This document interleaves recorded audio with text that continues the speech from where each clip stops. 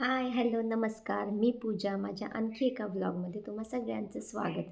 मागचा व्हिडिओ मी बनवला होता, तो सेविंग कशा पद्धतीने करायचं, तो व्हिडिओ बनवलेला. आणि आज जो बनवणार आहे, तो आहे म्हणजे घर खर्च, आपला मंथली एक्सपेन्स जो असतो तो. तो मी माझा तुम्हाला सांगणार आहे. प्रत्येकाचा वेगवेगळा असतो तो घर खर्च. तर आम्ही दोघंही जॉबला जातो, त्यामुळे त्या पद्धतीने जसं आम्ही कमवतो त्या पद्धतीने आम्ही कसं आमचा घर खर्च चालवतो ते मी तुम्हाला थोडक्यात सांगते. तर हा मंथली एक्सपेन्स जो आहे तो मी अशा नोटबुकवरती पूर्ण इन डिटेलमध्ये लिहिलेला आहे. तर छोट्यातल्या छोट्या गोष्टी मी ते तुमच्यासोबत शेअर करते.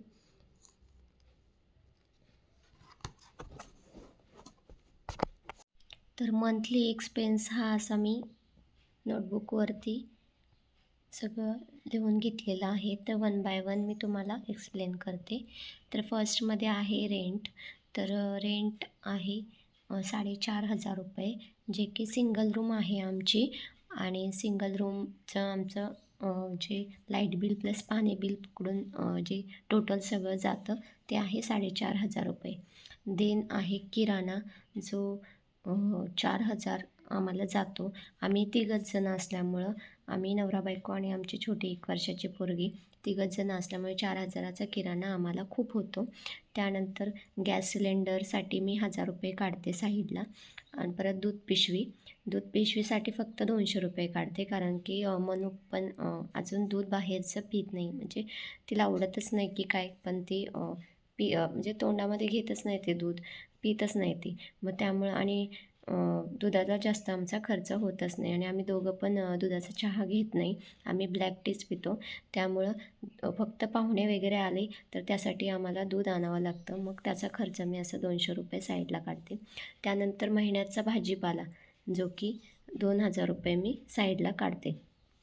अदर खर्चामध्ये काय, अदर खर्चासाठी मी 5,000 साईडला काढते, ज्याच्यामध्ये आपण कधीतरी बाजारात गेलो की आपल्याला थोडंसं शॉपिंग करावंसं वाटतं. मग ते कुठल्याही प्रकारचं असू दे, कपडे असू दे किंवा कुठल्या वस्तू असू दे. तर त्यासाठी परत मेडिकल आपला इश्यू झाला, ॲटमॉस्फिअर चेंज होतं आपलं थोडंफार, मेडिकली आपण डिस्टर्ब होतो वगैरे. त्यासाठी मग परत बाहेरचं कधीतरी खाणं आलं, हॉटेलमध्ये कधीतरी खायची इच्छा वगैरे झाली, तर एकूण टोटल खर्च मी ते 5,000 काढून ठेवते साईडला. परत बाकीच्या खर्चामध्ये काय, तर हा एक प्रकारचा सेविंगच आहे. पोस्टामध्ये एक RD मी काढलेली आहे, त्याचे 4,000 मी भरते. परत एस-आय-पीसाठी मी 5,000 साईडला काढते. LICसाठी 1,000 आणि मेडिक्लेम आहे तो इयरली 13,000चा आहे. पण त्याच्यासाठी मंथली मी ₹1,100 साईडला काढते. तर असा हा आमचा महिन्याभराचा खर्च आहे. आणि एकूण खर्च आमचा हा 25,800 म्हणजे राऊंड फिगर आमचा 26,000पर्यंत जातो. तर हा तिघांसाठीचा आमचा खर्च हा लिहिलेला आहे.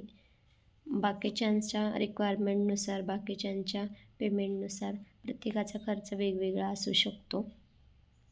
तर आत्ता तुम्ही माझा पूर्ण मंथली एक्सपेन्स आहे तो बघितला. आत्ताचा काळ असा आहे की दोघांनी कमवल्याशिवाय घरचं काहीही भागत नाही. त्यामुळे दोघांना कमवणं गरजेचं असते, कारण की महागाई वाढली. प्रत्येक गोष्ट म्हणजे त्याची किंमत वाढलीच आहे. म्हणा वस्तू म्हणा ते एज्युकेशनपर्यंत सगळ्यामध्ये महागाई वाढलेली आहे. त्यामुळे दोघांनी कमवल्याशिवाय काहीही घर भागत नाही. आणि मग त्याच्यानुसार आपल्याला ठरवावं लागतं आपला मंथली एक्सपेन्स. आपण कुठं किती किती खर्च करतो आहे हे सगळ्या गोष्टींकडे लक्ष म्हणजे दिलं पाहिजे आपण. त्यातून आपल्याला सेविंग केलं पाहिजे. आणि ही सध्याची गरजच आहे, कारण की ही पूर्ण दुनिया आहे ती चैनीची दुनिया आहे. त्याच्यापासून आपण कोणाकडेही हात न पसरवता आपण स्वतः कष्टाने कमवून 2 पैसे साठवून स्वतःसाठी ठेवले पाहिजेत. आणि बाकी काही नाही, एवढंच म्हणणं. मागच्या व्हिडिओमध्ये मी वेगवेगळे ऑप्शन्स सांगितलेले सेविंग करण्याचे, जे की मला माहिती होते असे मी सांगितले होते. आणि तो जर व्हिडिओ बघितला नसेल तर नक्की तो व्हिडिओ बघा आणि शेवटपर्यंत बघा. आणि व्हिडिओ आवडला असेल तर नक्की लाईक, शेअर आणि सबस्क्राईब करा आणि कमेंट देखील करा की मला नवीन नवीन आयडिया द्या की मी अजून कोणकोणत्या ह्याच्यावरती व्हिडिओ करू वगैरे. जे जे मला सुचतात ते मी करते.